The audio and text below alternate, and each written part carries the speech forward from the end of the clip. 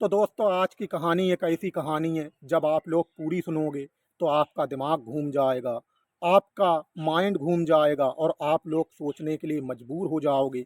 ये कहानी कई दिन तक आपके दिलो दिमाग में घूमती रहेगी। आप अपना सर पकड़ के बैठ जाओगे और सोचने के लिए मजबूर हो जाओगे।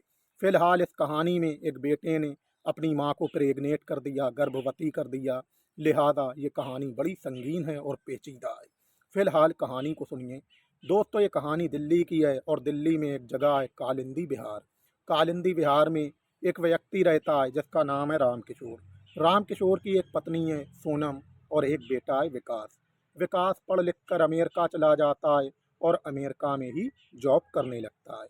लिहाजा जो राम किशोर हैं पिता विकास के, वो भी दिल्ली की एक कंपनी में बतौर मैनेजर के जॉब किया करते थे।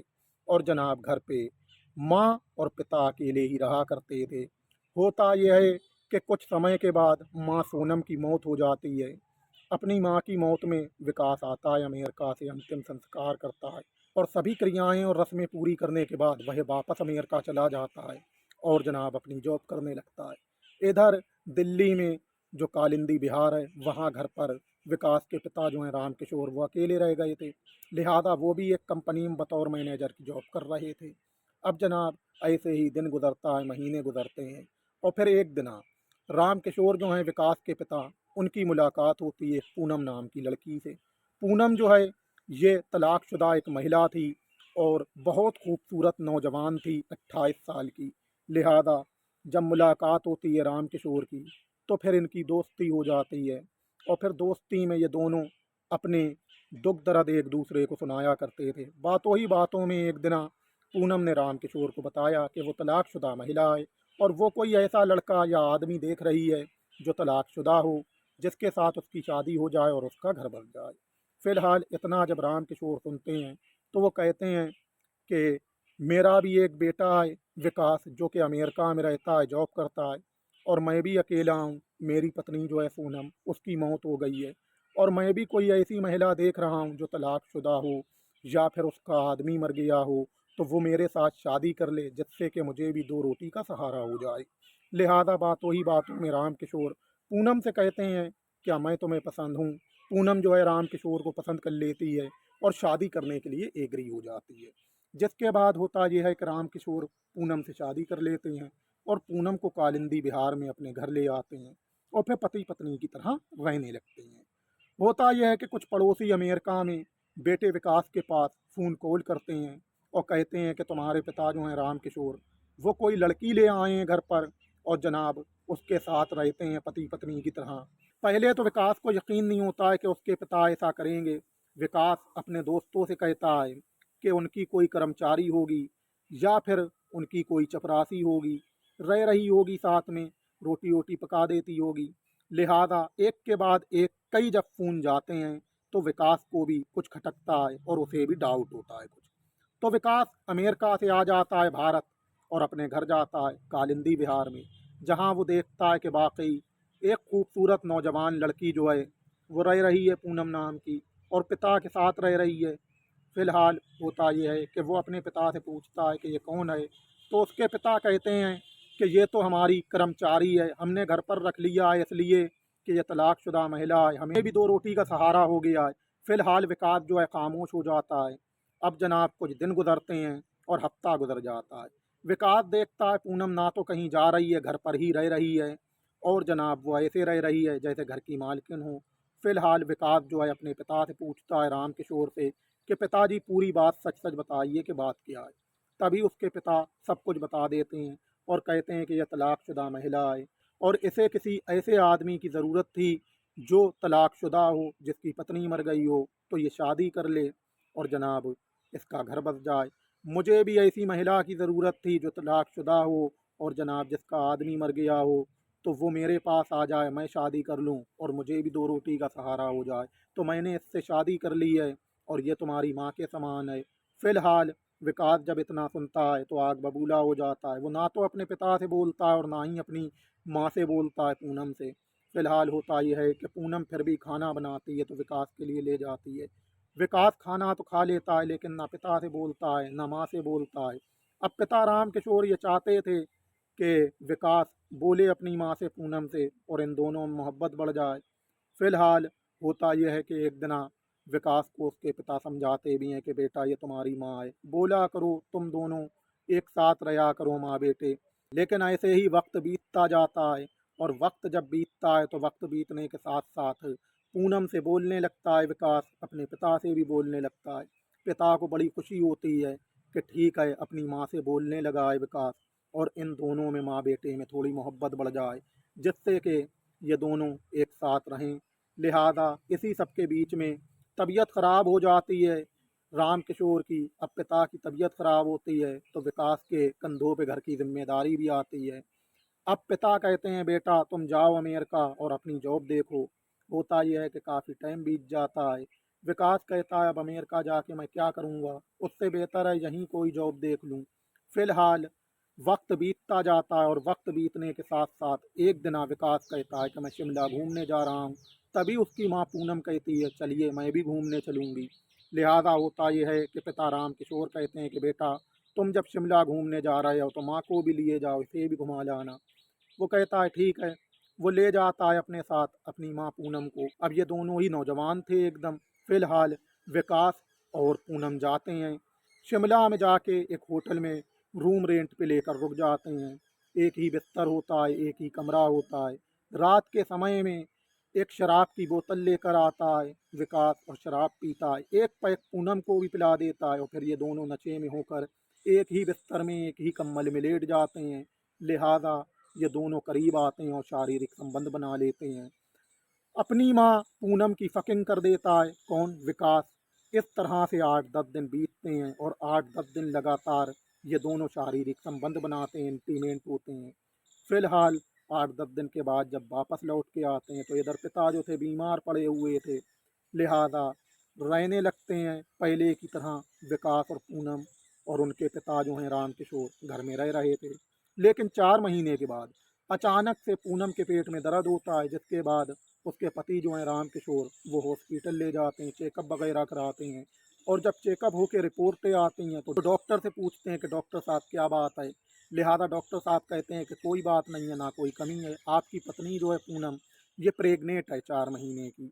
इतना जब सुनते हैं तो पिता चौंक जाते हैं और पिता के पैरों तले ज़मीन खिसक जाती है।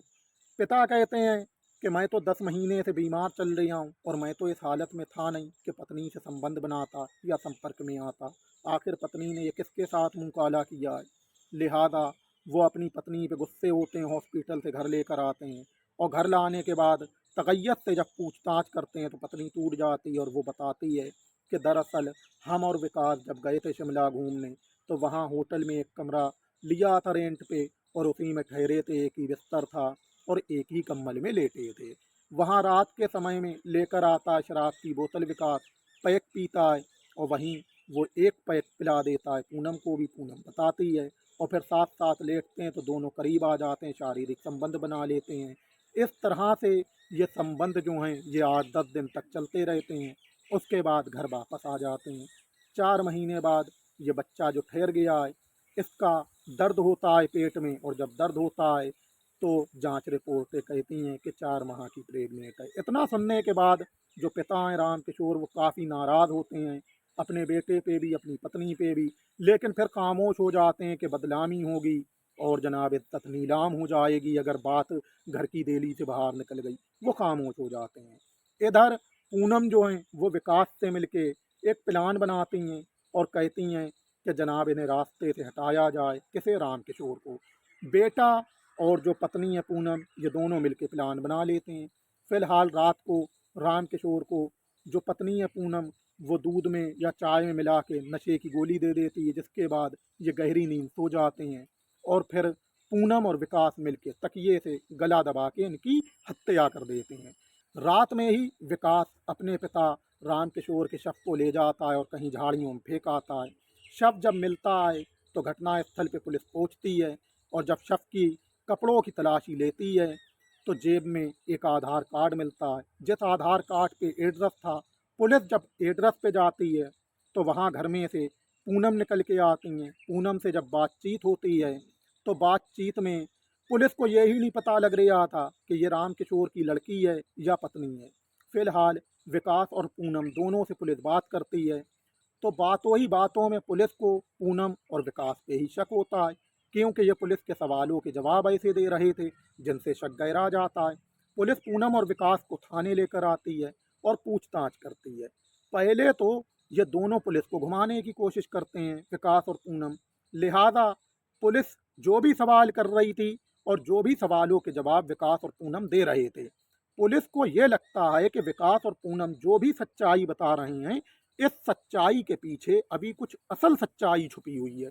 पुलिस को शक गहरा जाता है उन्हीं पे। लिहाजा पुलिस जो है फिर अपने पुलिस अंदाज में पूछताछ करती है, पुलिस तेवरी दिखाती है, तो ये दोनों टूट जाते हैं और फिर पूरा जुर्म स्वीकार करते हैं और बताते हैं कि हम दोनों गए थे शिमला घूमने, जहां हमारे दोनों के बीच शारीरिक संबंध बने, जिसके बाद पूनम प्रेग्नेंट हो गई। इस बात का खुलासा हुआ 4 महीने के बाद, जब जब पूनम के पेट में दर्द हुआ, पिताजी दिखाने ले गए तो डॉक्टरी रिपोर्टों ने बताया कि ये 4 माह की प्रेग्नेंट हैं। उसके बाद पिताजी को पता लग गया कि जनाब ये दोनों गए थे शिमला और वहीं इनके शारीरिक संबंध बने हैं। पिताजी ने जब सख्ती से पूछताछ की तो पूनम ने बता भी दिया। लिहाजा इसीलिए हम दोनों ने उनकी गला दबा के हत्या कर दी और शव को फेंक दिया। जब जुर्म स्वीकार करते हैं ये दोनों, तो पुलिस जो है इन्हें दोनों को जेल भेजती है और अदालत में पीछे से एक मोटी सी चार्जशीट लगा देती है। अब ये मुकदमा अदालत में चल रहा है। तो दोस्तों, अगर कहानी आपको अच्छी लगी हो तो लाइक करना, सब्सक्राइब करना, हो सके तो दोस्तों में शेयर भी कर देना। अब यहाँ पर से समझ लीजिए कि ज़माना कितना ज़्यादा बिगड़ चुका है और कलयुग का कैसा दौर आ गया है, घोर कलयुग चल रहा है कि एक बेटे ने अपनी माँ को प्रेग्नेंट कर दिया और माँ ने भी ये नहीं कहा कि बेटा तुम क्या कर रहे हो, और ना उस कुत्ते ने यह सोचा कि हम अपनी माँ के साथ क्या कर रहे हैं। फिलहाल वो सगी माँ तो नहीं थी, लेकिन माँ का दूसरा रूप तो थी। वो माँ की जगह माँ का प्यार देने के लिए आ गई। इस जाहिल को और कुत्ते को ऐसा नहीं करना चाहिए था, लेकिन माँ को भी कहना चाहिए था कि बेटा ये सब गलत है और तुम ऐसा मत करो। वहीं माँ कह पाती उससे पहले इसे खुद भी सोचना चाहिए था। लेकिन दोस्तों, कैसा घोर कलयुग आ गया है कि जनाब माँ पे भी नहीं चूक रहे हैं, अपनी माँ पे ही चढ़े बैठना है।